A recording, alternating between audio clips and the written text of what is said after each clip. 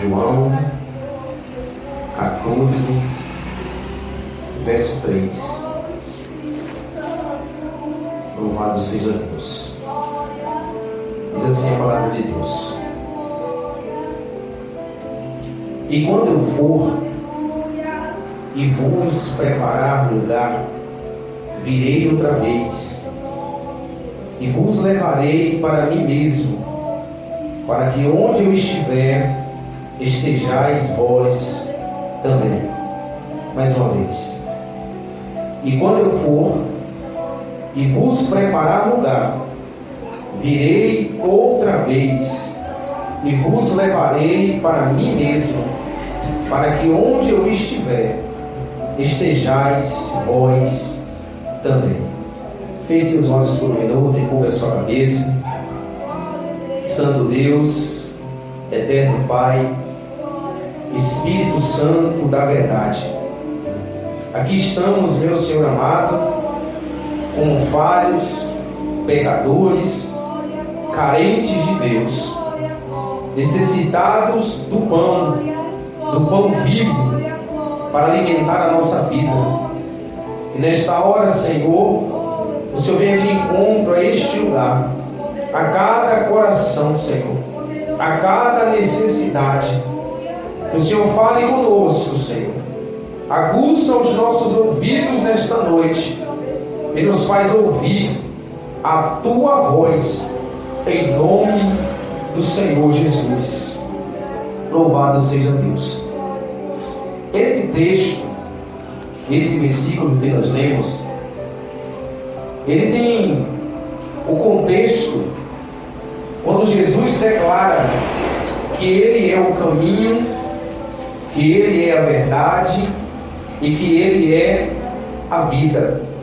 Jesus declara com sua boca, com seus lábios, que Ele é o caminho, a verdade e a vida. Quando Ele diz: e quando eu for e vos preparar lugar, virei outra vez e vos levarei para mim. Existem 4 tempos aqui nesta fala de Jesus. 4 momentos distintos que vai selar o plano de Deus para a humanidade. Quando o Senhor disse assim, olha, e quando eu for, Ele estava no nosso meio. Ele estava no meio dos discípulos. Quando Ele disse assim, olha, não se turbe o vosso coração. Aquieta o coração. Se tranquilize. Não ficais ansiosos com o dia de amanhã. Não ficais preocupados com o que vai comer, com o que vai beber, com o que vai vestir. Calma o seu coração. Jesus estava ali, os discípulos e aquele povo ouvindo a sua mensagem. Ele tenta tranquilizar aquele povo como se ele dissesse assim, olha, eu estou aqui. Eu sou Deus, eu sou da providência. Eu sou o que cura, eu sou o que liberta, eu sou o que abre portas, eu sou o que sara, eu sou o que salva. Acalma o seu coração. Creia em Deus, creia em mim. Jesus disse isso dentro desse contexto. Aí ele diz, olha, e quando eu for, ele estava dizendo que ele iria deixar a sua igreja por um tempo, porque ele veio cumprir uma missão passageira, onde ele deixou a sua glória, deixou o seu trono, deixou o seu reinado ao lado do seu Pai, para se fazer homem, para viver nesta terra, ser crucificado por amor a mim e a você. Mas ele prometeu que ele voltaria. Se ele voltaria, é porque ele iria vencer a morte, como ele venceu. E venceu a morte, e ele ressuscitou. E lá em Atos, no capítulo 1, diz que ele ascendeu aos céus, e os discípulos viram ele ir na nuvem e ir para a glória. Então Jesus fala de uma etapa, e quando eu for, e esse período já se cumpriu, ele já foi. Aí ele diz, e vos preparar lugar. É outro momento. Ele foi preparar moradia para aqueles que irão habitar com Ele eternamente. No reino dos céus, há casa para os filhos de Deus, a morada eterna, há lugar reservados para aqueles que amam a Deus. Há lugar reservados para aqueles que disseram não para a amizade do mundo, mas sim para a amizade com Deus. Há lugares para aqueles que negaram a sua carne, o seu eu, para fazer a vontade do Senhor. Há lugar para aqueles que nasceram de novo, nasceram da água e do Espírito. Há lugar para aqueles que negaram o seu próprio eu para servir a Deus. Há lugar para aqueles que disseram não ao pecado e sim à santidade. Há lugar nos céus para aqueles que decidiram olhar para Cristo e dizer: o Senhor é o meu alvo, o Senhor é a minha salvação, e de ti eu não me desviarei. Há casas, há moradas. Ele prometeu, Ele é fiel, Ele vai cumprir. Já tem casas, já está tudo preparado. Aí vem a outra fase quando Ele diz: virei outra vez. Aleluias. Virei outra vez. Aqui existe uma lacuna entre Ele preparar casas e vir outra vez. Esse vir outra vez é o momento que estamos aguardando, esperando. E nesse esperar, iremos passar por inúmeras adversidades: desertos, vales, montanhas, mananciais, vitórias, derrotas, conquistas, tropeços, levantes. É um tempo que podemos dizer que é o tempo do deserto, o tempo da provação. Só será aprovado quem for provado. Ele preparou o lugar, mas Ele virá. Mas enquanto Ele não vem, irmãos, o que vai acontecer com a gente? Estávamos ali quarta-feira, no culto, pela manhã no ministério de oração, e vimos ali 3 testemunhos de vidas, testemunhos reais, de pessoas que estão e que estavam passando por deserto, que enfrentaram lutas severas, pesadas, mas que Deus os honrou, os sustentou, o proveu. E o que isso quer dizer? O que esses exemplos quer dizer com essa espera? Porque o Senhor nos chamou para sermos testemunhas de Cristo. E ser testemunhas de Cristo quer dizer evidenciar a glória de Deus sobre as nossas vidas, através de uma vida santa, através de milagres, através de cura, de libertação, de transformação. Mas tudo isso vai acontecer em um cenário, sim, de lutas, de guerra. A nossa luta não é contra a carne nem contra o sangue. A nossa luta é no mundo espiritual. Precisamos lutar a luta de Deus. Deus é Espírito, precisamos de armas espirituais. Aleluia. Chega de querer viver com a força do nosso braço. É preciso viver dependendo do braço de Deus. Aleluia. Do braço forte do Senhor. Não importa se estamos passando um deserto, o Senhor tem manancial, irmãos. Aleluia. Deus é o Deus que opera em meio ao deserto. Deus é o mesmo que alimentou Elias no deserto. Deus é o mesmo que alimentou Israel no deserto. Deus é o mesmo que fez sair água da rocha no deserto. Deus é o mesmo que mandava o maná dos céus todas as manhãs no deserto. Deus é o mesmo que abriu o mar vermelho para o povo passar pelo deserto em direção a Canaã de Deus. Ele é o mesmo. O seu deserto, Ele vai estar com você. Não importa se você está passando deserto.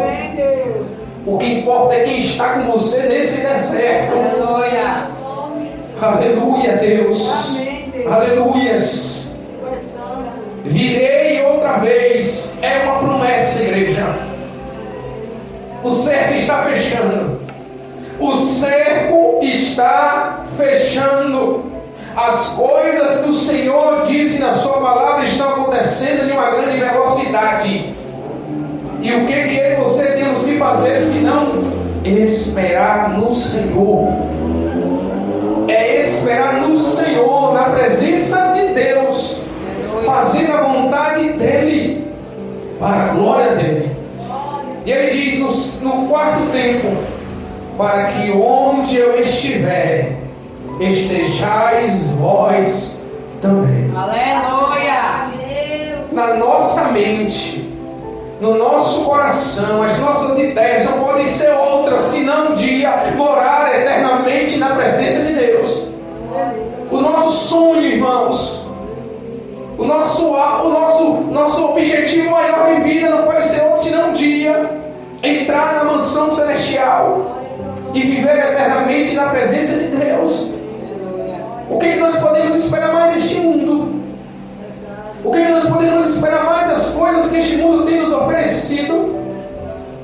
A nossa mente, o nosso coração tem que estar direcionado para um dia morar com Ele. Para onde Ele estiver, nós também estaremos com Ele. Aleluia! E Jesus faz essa promessa. Jesus apresenta este roteiro do caminho da salvação, quando Ele diz assim: eu sou o caminho. Eu sou o caminho. Ele dá o roteiro para os discípulos. Mas interessante que Ele disse: eu sou a verdade. Mas nem todos que estavam ali conheciam essa verdade. Mesmo sendo discípulo de Jesus. E não é diferente do dia de hoje. Quando Ele disse assim: mesmo vós sabeis onde eu vou e conheceis o caminho. Ele está dizendo assim: olha, eu acredito que vocês sabem quem eu sou. Eu acredito que vocês sabem que eu sou o caminho. Essa era a ideia de Jesus com os discípulos. Não é possível, eles estão andando comigo, eles estão vendo multiplicar pão, peixe, curar pessoas, ressuscitar pessoas, eles estão vendo andar sobre as águas, eles estão vendo maravilhas acontecerem em meu nome. Não é possível que eles não saibam que eu sou o caminho. Mas de repente levanta Tomé e diz: Senhor, nós não sabemos para onde o Senhor vai. Nós não sabemos para onde o Senhor vai.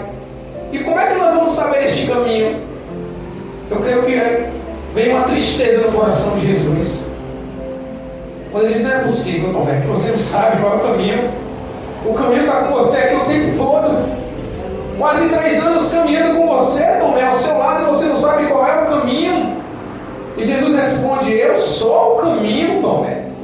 Eu sou o caminho, eu sou a verdade, eu sou a vida. Ninguém vai ao Pai senão por mim. Aleluia! Se vocês não me conhecerem, também não vão conhecer o Pai. Sabe qual é o triste disso? Que ainda existem muitas e muitas pessoas nesse estado de Tomé, que ainda não sabem quem é o caminho. E não é simplesmente falar assim: quem é o caminho? É Jesus, de boca para fora, mas de vida. Aleluia! Porque se Ele é o caminho, eu estou caminhando com Ele, eu estou trilhando com Ele, Ele está ao meu lado, eu estou ao lado dele, eu estou caminhando no caminho que eu sei que é a verdade. Aleluia! Mas o que nós temos visto é totalmente diferente. As pessoas até acham legal ser evangélico, acham legal a ideia de igreja, a ideia de Jesus Cristo, a ideia de Deus, mas caminhar neste caminho, poucos têm trilhado o caminho da verdade. Poucos. E Tomé mostrou para Jesus que ele estava ali e não sabia. Quando Jesus pensa que seria só Tomé que estava com essa dúvida, que não tinha esse conhecimento, aparece Filipe, outro discípulo de Jesus. Senhor, mostra-nos o Pai. E como dizes tu, mostra-nos o Pai, o que nos basta. Filipe também não sabia que quem estava ali diante dele era o Filho, mas estava representando também o Pai. O pai estava ali e Jesus disse: estou há tanto tempo convosco e não me tendes conhecido, Felipe. Quem me vê a mim, vê o Pai. E como dizes tu, mostra-me o Pai. Mais uma vez, irmãos, é por isso que a gente precisa verdadeiramente ter intimidade com Deus. Olha, eu vou dizer uma coisa para vocês: vida cristã superficial não leva ninguém para o céu. Vida cristã rasa não leva ninguém para a casa de Deus. O que leva você para o céu, o que leva você para a eternidade ao lado do Senhor, é intimidade. Intimidade significa profundidade, comunhão, mergulhar íntimo de Deus. É isso que leva o homem para o céu. Todas as vezes que eu vejo a história de homens de Deus, que a Bíblia mostra que foram salvos, eram homens que tinham um relacionamento íntimo, próximo, estreito com Deus. Homens e mulheres que tinham uma vida verdadeiramente no altar de Deus. Eu não estou falando no altar no púlpito da igreja, não. Eu estou falando no altar na presença de Deus. Aleluia. E para estar no altar de Deus, no santo do santo, não precisa ser um presbítero, não precisa ser um pastor, um missionário, um diácono, diaconisa, não. Precisa amar a Deus acima de todas as coisas e o teu próximo como a ti mesmo, e viver uma vida reta na presença do Senhor. E aqui Jesus se depara com 2 discípulos seus que andavam com ele, que ainda não tinham convicção do caminho. Existem muitas pessoas sem convicção, irmão, e o resultado disso é muitos fracos na fé, muitos se desviando do Evangelho, muitos parando. E olha que a coisa não começou ainda nem a apertar para o lado da igreja. Se verdadeiramente somos cristãos, se a nossa pátria amada é a terra, ou a nossa pátria amada é os céus. Vai chegar o momento, igreja, que a gente vai ter que decidir. Ou você é sal e luz, meu irmão. Sal para dar sabor. Se não está dando sabor, ó, é insípido, joga no monturo. Ou é luz para trazer clareza sobre as trevas, ou então vai se juntar às trevas, irmãos. Ou nós somos cristãos autênticos, verdadeiros, se desapegar a este mundo, se desapegar das coisas da nossa carne, parar de viver a nossa vida e viver a vida de Deus. Sabe o que a gente precisava orar e muito, com o coração sincero, e dizer assim: Senhor, que eu não viva a minha vida, não, que eu não viva como eu quero, não, que eu não viva os meus sonhos, que eu não viva os meus projetos, que eu não viva os meus desejos, que eu não viva os meus anseios, não. Sabe por quê? Tudo que passa pela mão, pelo coração, pela mente do homem tem a marca do pecado. Falhamos, irmãos. Maiores são os pensamentos de Deus, os sonhos de Deus, os projetos de Deus, os desejos de Deus na nossa vida. Se a gente começar a orar assim: Senhor, faz a tua vontade, que a tua vontade seja feita na minha vida, eu quero viver como o Senhor quer. Toma minha mente, toma meu coração. E outra coisa, se eu desejar alguma coisa que não é do Senhor, não deixa prosperar na minha vida, não. Se eu quero alguma coisa que vai me afastar de Ti, arranca de mim. É melhor eu entrar no céu sem um olho, sem um braço, sem uma perna, do que entrar completo no inferno. Isso não está falando de maneira literal, não, é simbólica. O olho pode ser um desejo que você tem, que você não quer abrir mão. O braço pode ser um vício que você tem, que você não quer abrir mão. A perna pode ser um ódio, um rancor, um ressentimento que você tem de alguém há anos e você não quer abrir mão desse sentimento. Pode ser uma avareza, pode ser qualquer coisa que te separa de Deus, irmãos. Qualquer coisa. Então é melhor arrancar isso de uma vez por todas. Amém. E morar nos céus. Quando Paulo ali orando chorou e disse: Senhor, tira de mim esse espinho. O Senhor olhou para ele: ô Paulo, deixa esse espinho quietinho aí na sua carne, Paulo. Porque se eu tirar esse espinho da sua carne, você vai ficar muito solto, Paulo. Você pode ser levado à tentação e cair. Deixe esse espinho na sua carne quietinho aí. Porque ele é um meio que eu tenho para te limitar. Para te limitar. Muitas vezes Deus permite coisas na nossa vida para nos limitar. Porque Ele conhece cada um de nós. Ele completa dizendo: Paulo, a minha graça, ela te basta. A minha graça te basta. Viva com a minha graça. É o que é a graça de Deus? É o favor dele. Imagina aí Deus fazendo um favor para você todos os dias. Deus, o Criador dos céus e da terra, todos os dias se manifestando para você e fazendo um favor para você. A gente se alegra, muitas vezes os nossos problemas são sanados quando alguém humano faz um favor para a gente. A gente fica feliz: ô irmão, muito obrigado que você fez isso. Eu não sei o que seria se fosse você. Imagine Deus fazendo um favor para mim e para a sua vida. A graça dele nos basta, irmãos. E ele diz assim: olha, depois que Filipe e Tomé mostra para Jesus que não estava entendendo bem quem era o caminho, ele diz: não crês tu que eu estou no Pai e que o Pai está em mim?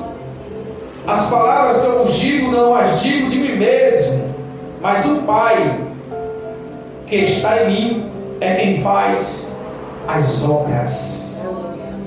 As obras.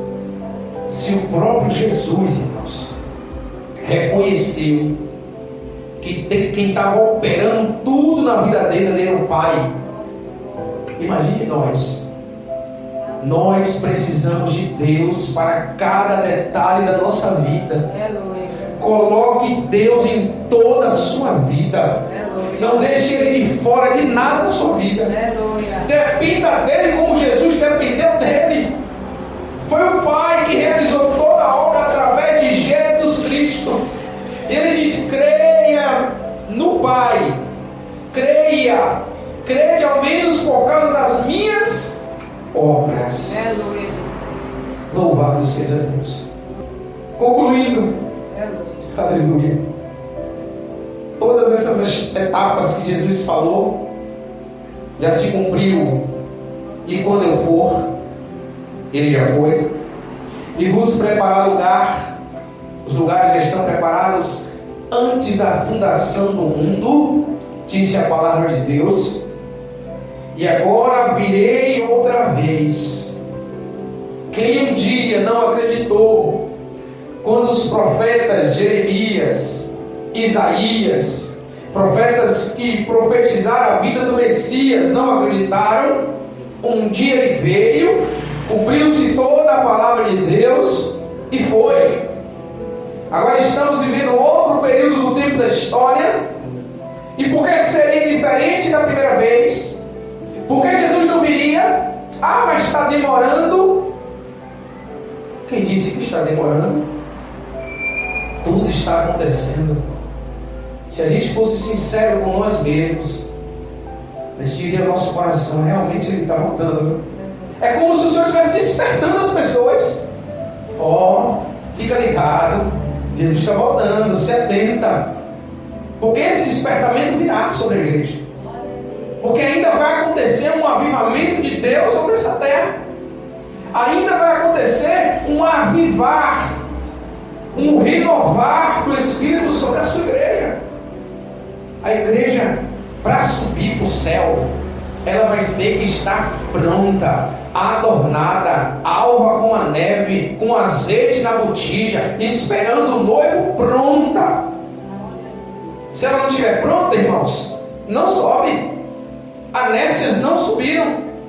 O noivo chegou, a Nécia acordou. Cadê? Tem azeite? Está pronta? Não tem. Fica aí, não tem casamento. Mas uma noiva prudente, que tem deixado reserva, que tem trabalhado no Senhor para ter azeite. Azeite significa unção. E unção significa santidade. E santidade significa separação. E separação significa viver para uso exclusivo de Deus. Aleluia. Viver para Deus.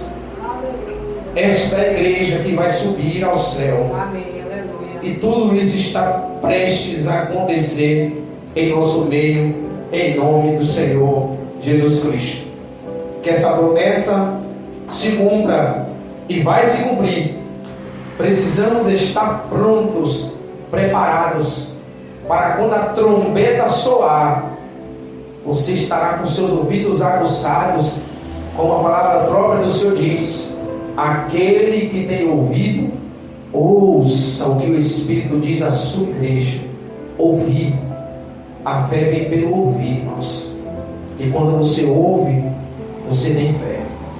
E quando você tem fé, você agrada a Deus. Porque sem fé é impossível agradar a Deus. E a salvação não é por obras, mas é pela fé em Cristo Jesus.